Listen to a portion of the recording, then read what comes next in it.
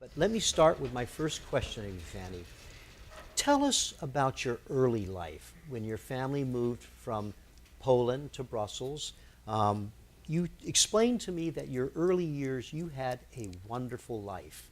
Tell us about that wonderful life. The reason it was a wonderful life is because we were young, innocent, and very believing. And we were also very, very lucky that our parents cared. The reason why we left Poland from that time, where we were all born, we don't know. But we know one thing, that we took to French very easily, and we were encouraged by my father and mother. My father happened to be a very educated person, and his job was to work for the Jewish community, mainly organizing the synagogue. And at that time, especially in a small Belgium and Holland, a very small country, and they were supposed to remain free countries, not to be occupied, or be free like Switzerland. And we didn't know a lot of things at that time. Not only because we were young, but we were very innocent. And we had parents who had encouraged us to go a little bit further than just the daily news or just the high school, which we all did. Belgium is it's a small country, but a wonderful country. Education is free of charge. This was till the Nazis occupied. I don't know if it's still today. If you were good till the 5th grade, that means you were intelligent enough to understand the pages where you're just turning or what you're learning, then you could continue another grade, and after that another grade. And most of us, we were very, very lucky that we finished college, 3 years of them, because my parents and many other parents would not have the monetary ability of supporting college, because college in Belgium was just as costly as here in America. And even in Belgium, if a student was not good enough to get an education, they had to learn a trade, which means that they would be able to get all there to go without needing welfare. Belgium does not have, they have assistance, but they don't have welfare as of today. Fanny, before the war began in Europe in 1939, you finished college, you went to work, yes. You got married, and you gave birth to a child. During that time, Hitler consolidated his power, and Kristallnacht happened, the night of broken glass. Tell us about that time as you were starting your life while Hitler is coming to power, the Nazis are gaining power, but war hadn't begun yet. What was your life like? Tell us about meeting Jacques and getting married. Tell us what your life was like. Well, it was very easy for young people to meet other young people, especially if they were a musician. And he was already a musician, okay. Yes, and have a trade somehow. Tell us about your husband, your future husband, being a musician. What did he do?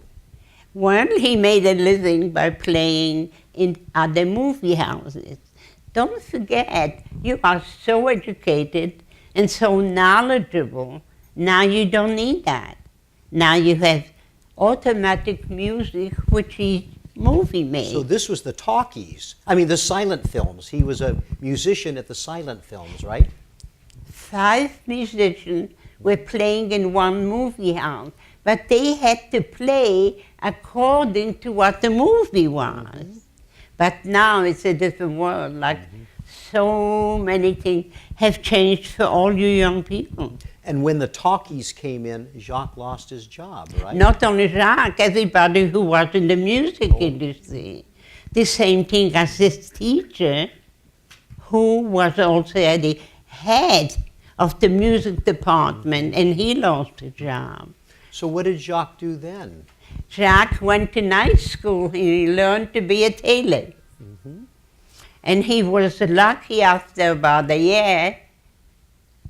You had to know a profession. You could not just go and say, I'm going to be a tailor or I'm going to be something else, and to do it. You had to go to school, and you had to have proof that you did go to school, that you learned it. You and Jacques got married in 1938, and the next year, on March 21st, 1939, 78 years ago, you had your baby, Josiane. Right. At that time, March of 1939, the war would begin a few months later. Do you recall whether you were fearful about the future when you were giving birth to Josiane? We were scared to death. There's no word to describe it, but we were afraid to talk among ourselves. We were so sure that Belgium and Holland being such a peaceful country and peaceful people, that the war would never happen, or they wouldn't let it. But apparently, none of us, and not even our big politicians, knew the power of the Germans.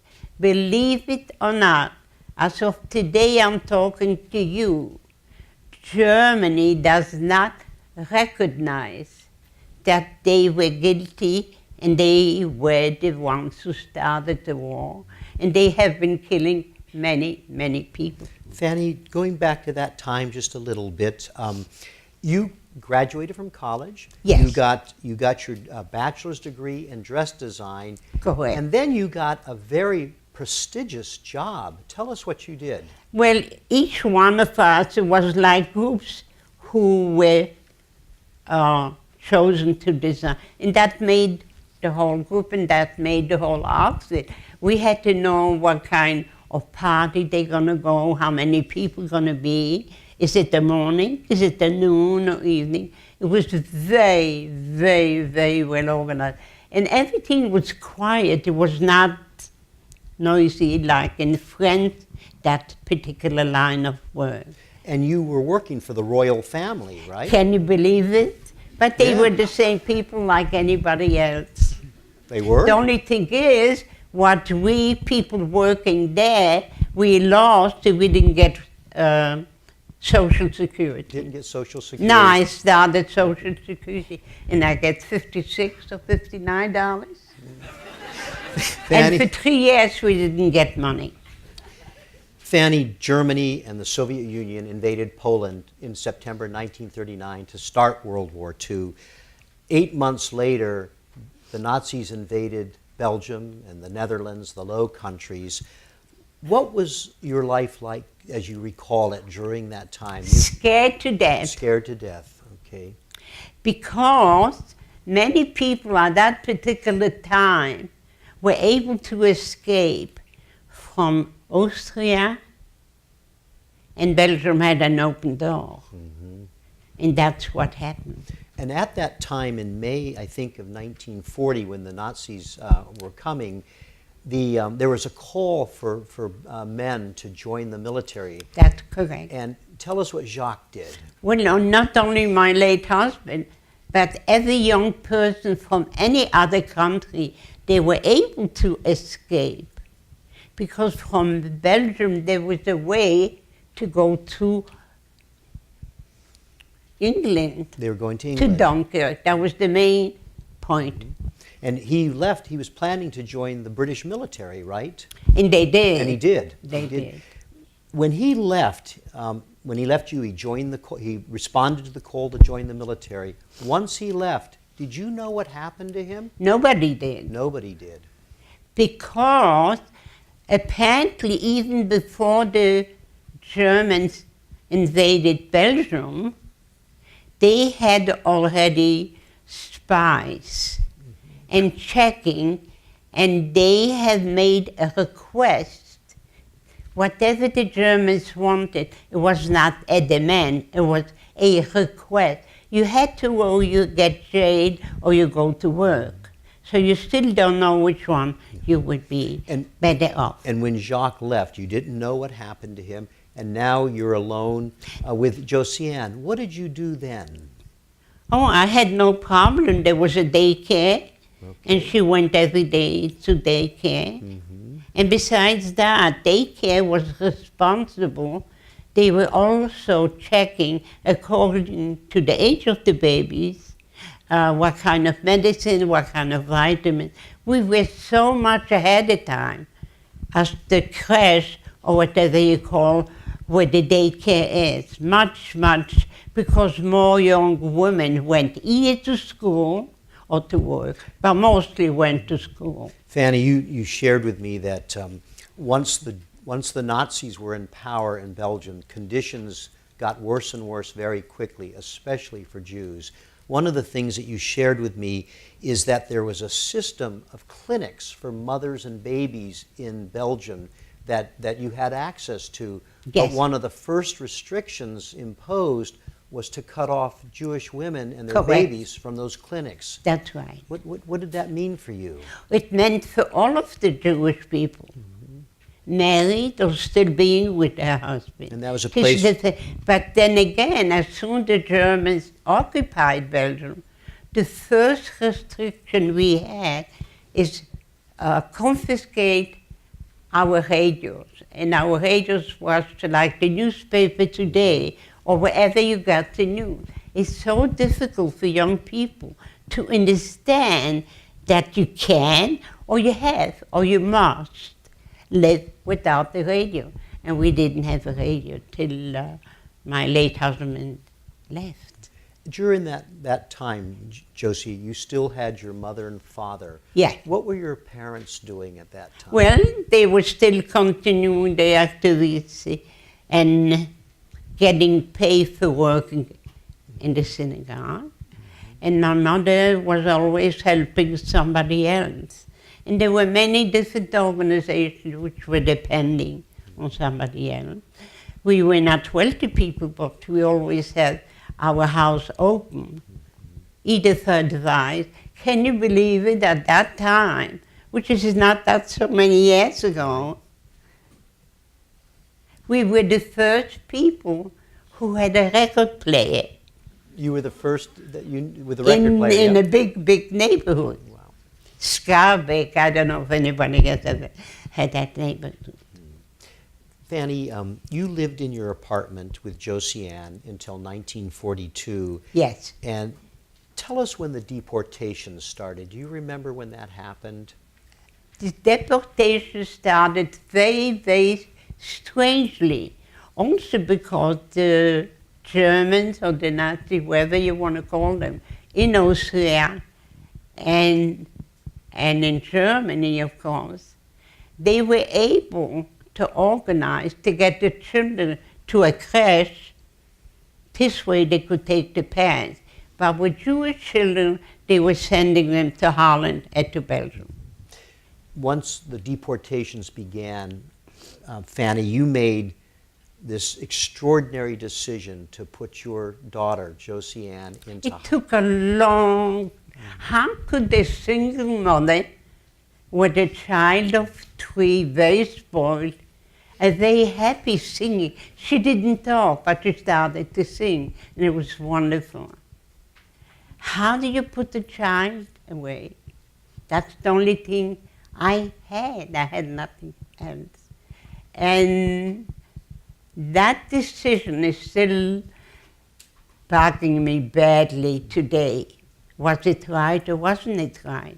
Because the people who took care of any child they took from home, we were not allowed to know where that child is going to be put.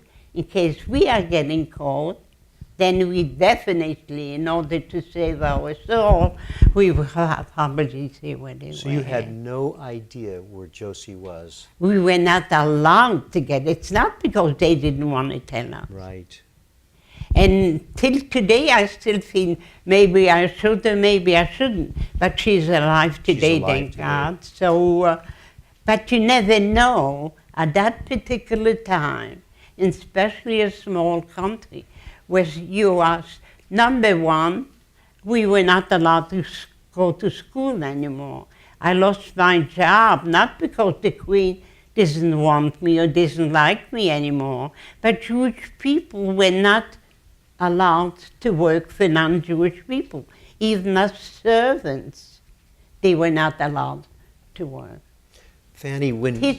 I'm sorry. No, I was going to ask... This was such an easy way to make us less and less in number without being able to function.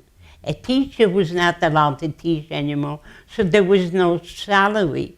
So you could imagine how fewer and fewer families have been involved or having to live in different situations. And the scare of the Germans was unbelievable.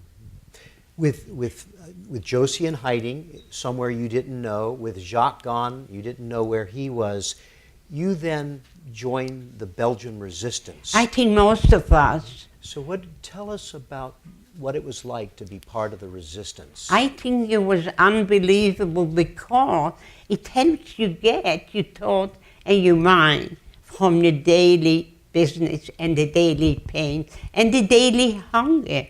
And what did you do in the resistance? Well, we all were in the underground, and we all had a job. Can you believe 5-year-old boys were the leaders of the underground?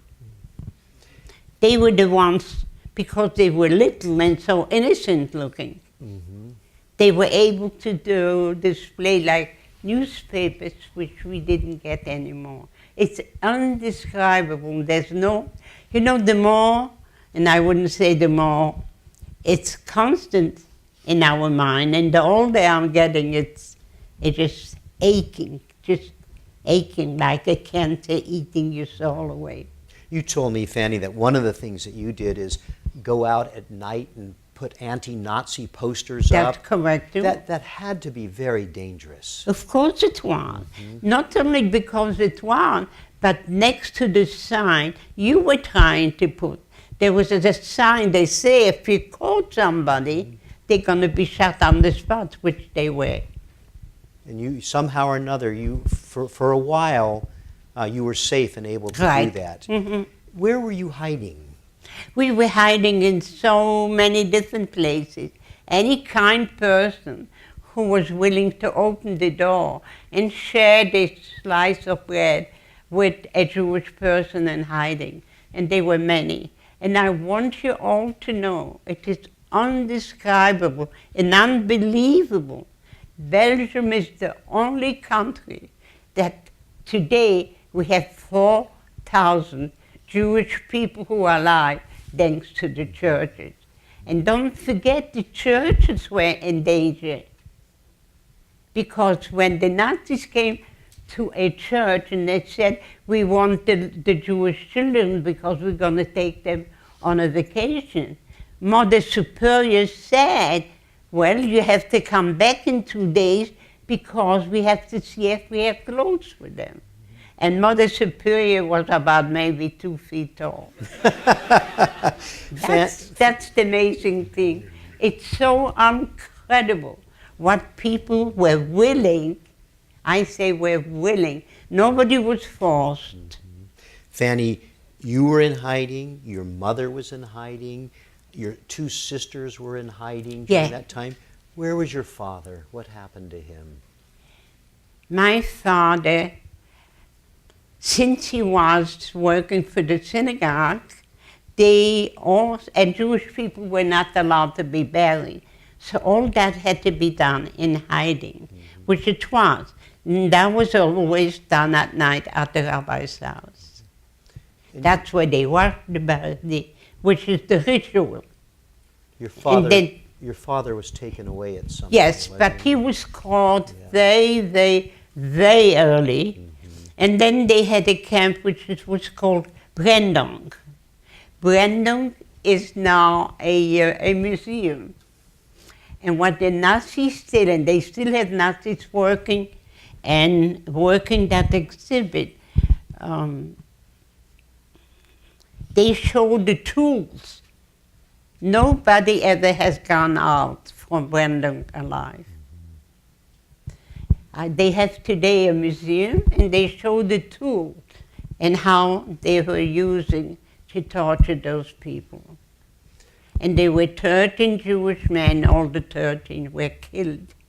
And in that museum, there is like a record player, and they tells you what they did and how they did it too. Fanny, in 1943, you and your mother were both denounced, and, Yes. and you were taken and arrested by the Gestapo. Right. Tell us about the arrest and what happened to you. Well, the rest is very scary. They scare you because the main thing that they were hurting us or hitting us is on the face, because they deformed us and then we wouldn't, that's what they told, we wouldn't be used for anything else. Did you know who denounced you? Did you know who denounced you? No. No. We still don't know till today. Still don't know to this day. And many, I wouldn't say prominent people, but very active people. When I say active people who were involved of helping either one or the other. Don't forget it was also a matter of supplying ammunition to the people who were hiding because they were illegal already. So both sides were in danger in case they would be discovered. Fanny, after you were taken to the Gestapo headquarters at Avenue Louise, from there you were sent to a camp called Malines. Tell us what it was like to go to Malines. What kind of place was that? Well, Malines was a camp, an assembly camp, organizing people where they should be sent. And everybody who was sent to any kind of the camp, they would send in a covered like you transport animals. So we were all covered up. We were 116 people, and we got to Auschwitz 3 nights and 4 days later. 40 people came out alive. Out of the 116? After the 116. At the museum here, they have one wagon which they just got not too long ago. They were able to have over 200 people. So the more people they had in those, I don't know how you called it, those transportation, the less they came out. So, but it didn't matter for the Germans because it would be less elimination and less people put to the gas chamber. That's another thing. We have learned so many words and so many things we didn't know before, like gas chambers. And I'm sure when I meet people who come to visit the museum, they haven't heard about gas chambers either, and thank God they haven't. But what's so amazing today, a week ago, and this has been going on for a long, long time, there is quite a delegation from America, from different states and from different positions, who go to Germany and still try to have some people recognize that over 6 million Jews have been killed, and they're still discovering more and more dead bodies in Poland on the ground that they haven't had time to kill yet. Fanny, you told me that you don't have the words to describe what Auschwitz was like. To the extent you can, tell us a little bit about what it was like for you when you went to Auschwitz, what it was like once you got there. There's no words. They're smarter people than I am, and many are very much smarter and much more educated. But nobody has found a word. How could a normal human being, any kind of education, could invent a box that 9 minutes on the clock, 100 people were dead. But while they were dead, they had a regiment of Nazis going around those dead bodies and making sure to take, that's why we don't have gold pens anymore, All the gold has been taken out from anybody who went to Auschwitz or to any of their hands, because the gold they collected from the bodies on the train or any transportation, the main transportation was train, because they still used the same transportation today they once showed, like on the news. Fanny, when you got to Auschwitz, you were selected to do slave labor. Correct. What was the labor that you were forced to do? Either the kitchen or the ground. But our main job was to work in the ammunition factory. An ammunition factory. Because we were dying much faster than we would die at another job. Faster than we would die working on the roadways. Mm-hmm. And because the work in the ammunition factory was Well, so the dangerous. smoke and the fumes. From the And chemicals. that's why when we were liberated, we didn't have nails anymore, and we didn't have fingernails anymore. And we didn't have the color of the eyes. From the chemicals that you were That's having correct. to handle. And many died right over the bin. And we had to work 20 hours a shift. Fanny, you shared with me that you were given a tattooed number when you got to Auschwitz. Not once, but twice. Right. Why And both are the same. Explain that to us. I can't, because they were too stupid. Oh. I'm sorry, I didn't mean it that So- way. So they had given you this, first they gave you a number that they had tattooed on somebody else, so then they had to tattoo you again. I have two numbers, 54. And what they have done at the museum right here, and that has helped many survivors, because we all have more than one number or two or three. That was like they pride because they have invented that. Nobody had numbers, except cattle. Except cattle. So that's why we all had numbers. So for any whim, if they had changed that to another commander, then there's another number. What we are so grateful that the Holocaust Museum has decided, in order to upset us or whatever they felt they would do to us, by being asked, can we see your number? I don't show my number either.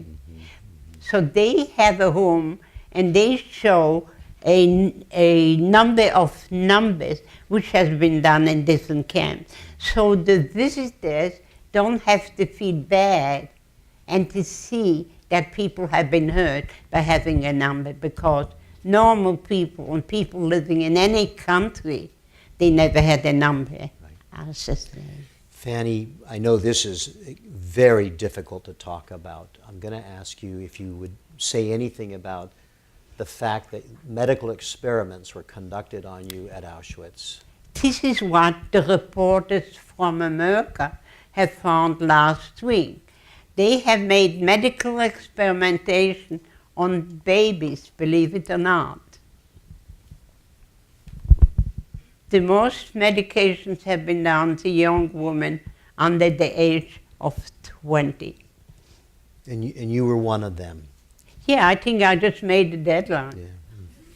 Fanny, you shared with me, what you said is it was not done by hoodlums.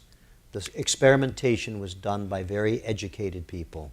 They had to be educated to look and do different kind of surgery on of all of us. In some way, even younger than I was. And you also told me that you were not permitted to scream. You couldn't scream. That's very to be killed, and that's a good excuse to be killed. Or if killing was not fast enough, they had leather whips, and 10 of those, and then you were gone.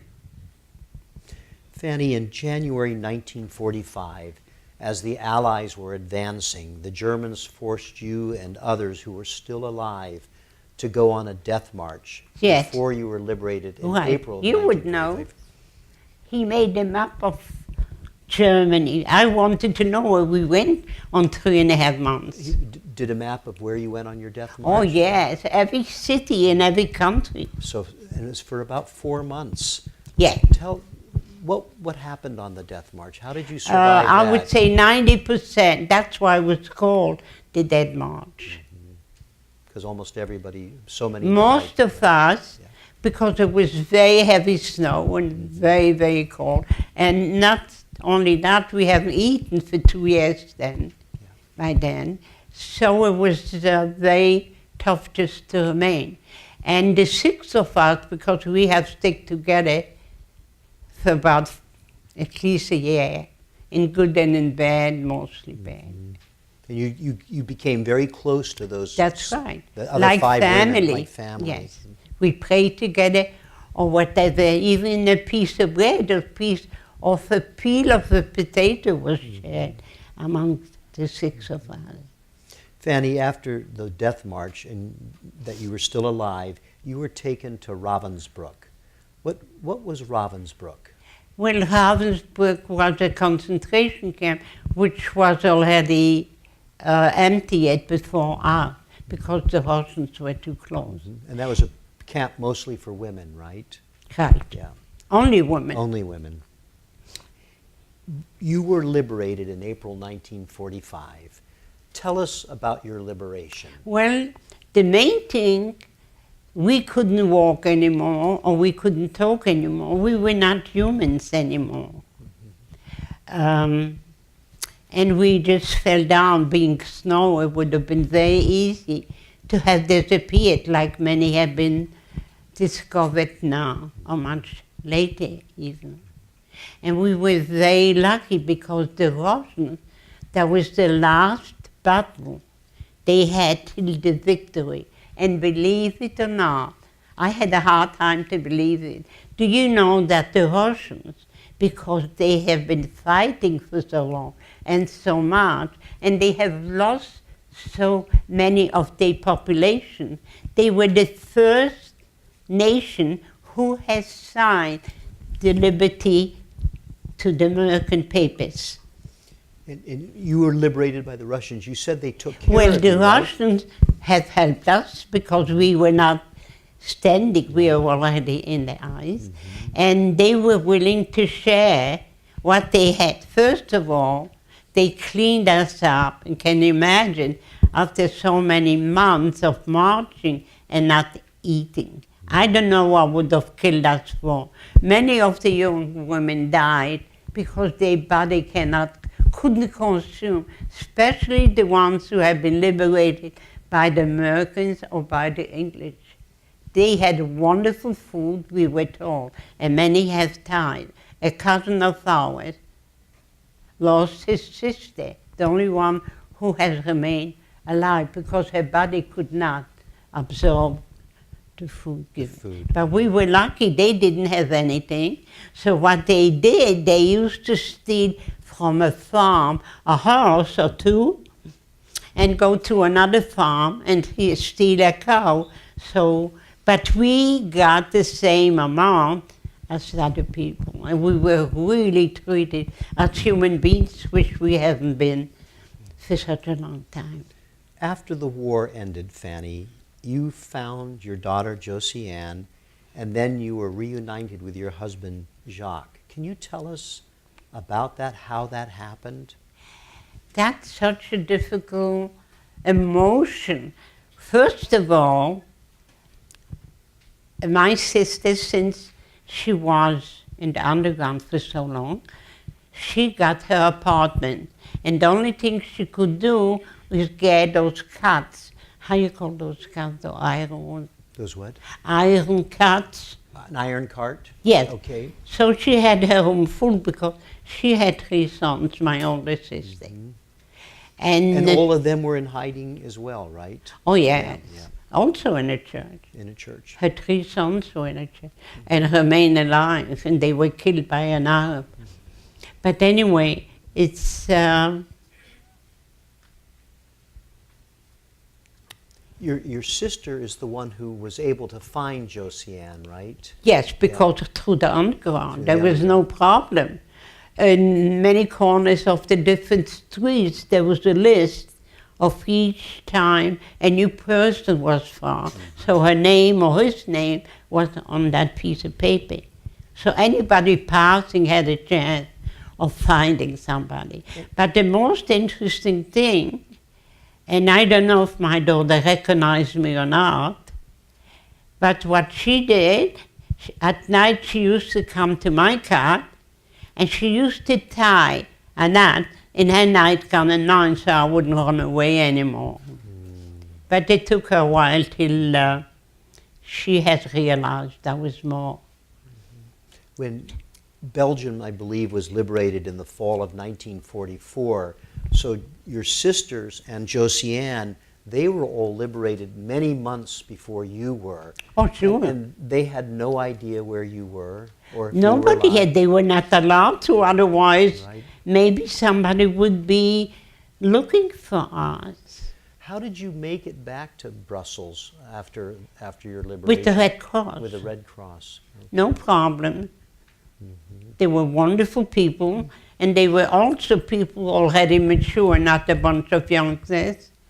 And they brought us back where we come from. That's how they wind out at my sister, because she's the only one who had an extra car.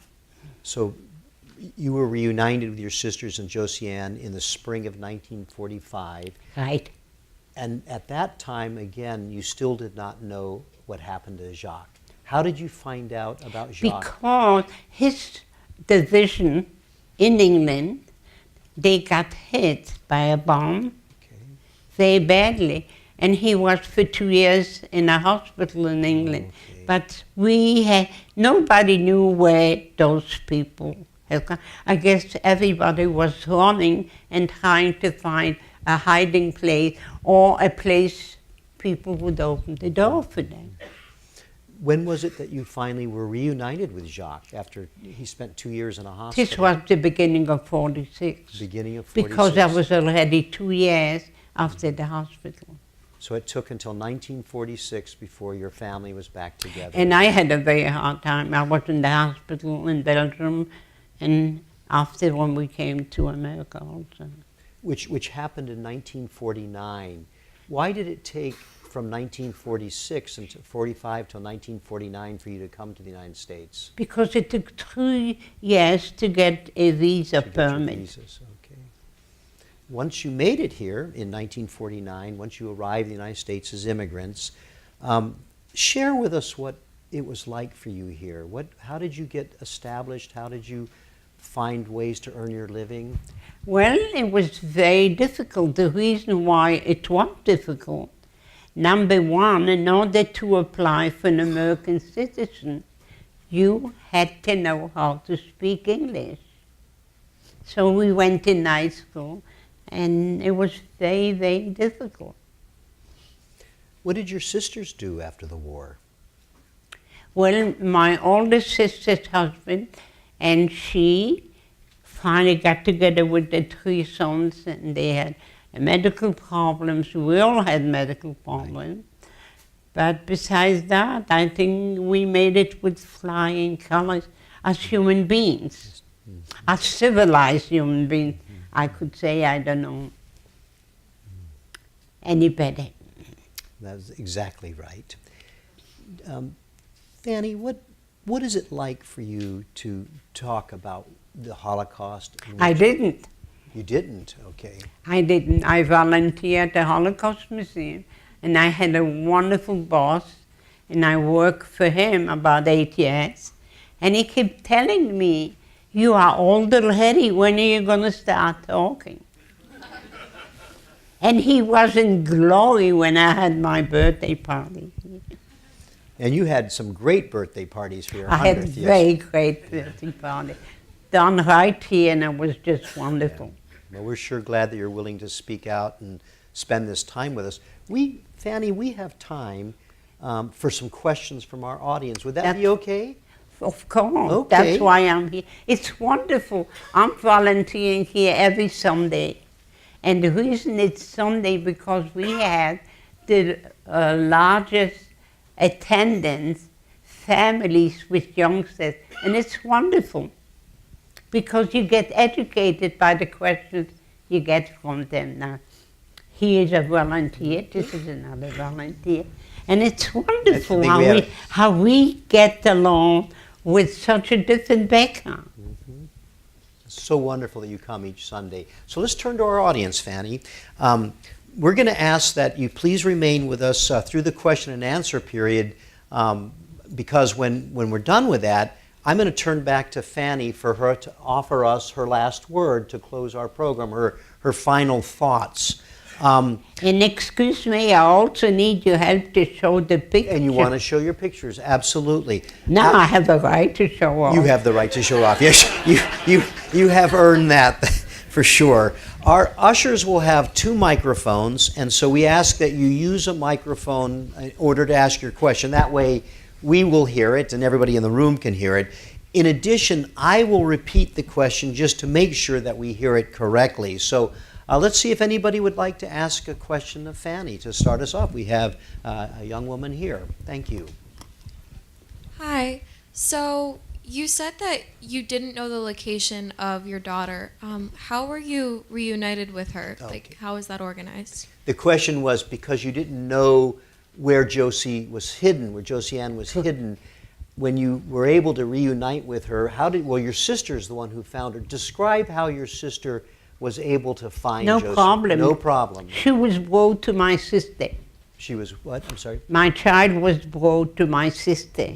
And because your sister, Because they knew my sister and her husband and the rest of the family. So they knew she'd be in good hands. and your sister was also with the underground. That's So- correct. That's why she has survived. Yeah, and the underground, they had placed Josie, so they knew where she was, and Right. that's how they were able to bring them together. Right. Okay. Were you, Josie, Fanny, when you came back, were you surprised to find Josie? I was surprised to be a person or to be alive. And I think I have lost a lot of my softness or humanity, I would say. And still today is very difficult many times to be back as a person. And you've got a fan club here. Everybody knows you as this extraordinary human being in every way. We're so glad you're here. Let's see if we have some more questions. Do we have another question? Now there, we have one right there. You said that you had gotten really close with 5 other ladies during your death march. Were you able to stay in contact with them after you were liberated for any amount of time? The Are you aware question, of them? the question, Fanny, is you were so close to the other 5 women at Auschwitz and then on the death march.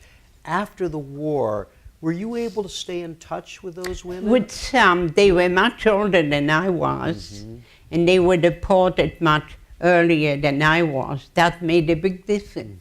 Just a day or an hour in Auschwitz make a difference of a lifetime. But you were able to stay in touch Yes, with but they were much older and they died much earlier. Much I earlier. don't know why I'm still around here. because you need to be, and we're glad. Why? Just to do what you're doing today. That's for one of many good reasons. Do we have another question? I really would like to show off this. You want to show your picture? Okay. No, just one picture. Okay. Oh, this I like to. Go ahead. Okay. This is youngsters who graduate. You describe it, Fanny. You tell us what this This is. is a wonderful picture of 15, 16 year young girls who graduated and had a picture taken with us. That's beautiful. And for folks who would like a closer look, when we're done, you'll have the opportunity to do that. Oh, it's just wonderful, wonderful set of photographs. All right, we'll have a chance to share that. Oh, here comes, you want to show this one too, don't you? Yes, please, Okay. and that about it. Okay. Oh, and this I want your Well, opinion. I don't know if we'll have time for that, but let's do this one, okay, Fanny? Yes, sure. Tell us what we have here. Well, I'm sure the audience knows. You think so? Okay. But they can't see what's on this side. What's this? Well, you better read it to them. Okay. They I'll gonna read- believe okay. you much. Okay. November 7th, 2016, stationery, the White House. Dear Fanny, I send my warmest wishes for a happy 100th birthday, and I hope you get to spend the day with loved ones, and you sure did. You are part of an extraordinary generation that, in the face of unspeakable evil, showed the courage to persevere and the strength to thrive. More than half a century after the horror of the Holocaust, our grief for those we lost is not diminished, and the legacy of hope and moral triumph left by survivors continues to inspire us. Michelle and I wish you all the best for the coming year. Sincerely, Barack Obama. So I did show up. Thank you. You bet. I'm going to turn back to Fanny in just a moment to close our program. I want to first thank all of you for being here with us today. Remind you we'll have first-person programs each Wednesday and Thursday through the middle of August, so we hope that you'll have an opportunity to return and join us. For those of you who might have thought you still would like to ask Fanny a question, when we finish, Fanny will remain up here on the stage. We invite any of you to come up on stage, look at Fanny's pictures, ask her a question, just give her a hug or have your photo taken with her. Please feel free to do that. Another thing I would like to tell your audience, don't forget anybody who is visiting the museum today or anytime you come here. You go home, either you read a book or a newspaper or anything else. And if you have any kind of question, I said any kind of question, even a funny one, you send your questions right to the office here, and any of the survivors is answering you. And I want you to know you get your answer definitely. I got a letter not too long ago, 2 years. It took 2 years to come from Texas because it got lost on the way. But that person got their 5 questions. And you know, you feel so good. You feel you accomplished a contact among another human being. And I think this is going to be the next and the next generation. More interest in one another and caring for another. And you'd be surprised how much you could do for one another. A lot. Thank you, Fanny. Our photographer, Joel, is going to come up on the stage, and he's going to take a video of Fanny with you as the backdrop. So if you don't mind, when Fanny finishes, we're going to ask you to stay for a moment. In fact, I think we'll ask you to stand as part of that photograph, if you will. So Fanny, to end our program today, our first program of 2017, any last thing you'd like to share with us? I want to thank you all for coming. It's wonderful that you show interest in that part of history because it's going to affect us for many, many of our future generations. That's why it pays to be attention. Thank you, Fanny. Thank you very much. Joel?